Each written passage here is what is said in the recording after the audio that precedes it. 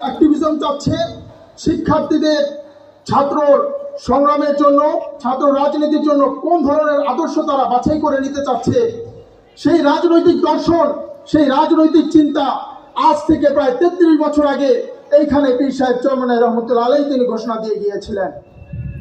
আজকে আপনারা দেখতে পাচ্ছেন ক্যাম্পাসগুলো থেকে যারা সন্ত্রাসের রাজনীতি করেছে, দখলদারিত্বের রাজনীতি করেছে, হল দখল করেছে, ছাত্রদেরকে হয়রানি করেছে, মানুষের জীবনকে অতিষ্ঠ করে তুলেছে, আজকে সাধারণ শিক্ষার্থীরা ঐক্যবদ্ধভাবে এই সন্ত্রাসীদেরকে ক্যাম্পাস থেকে উৎখাত করেছে।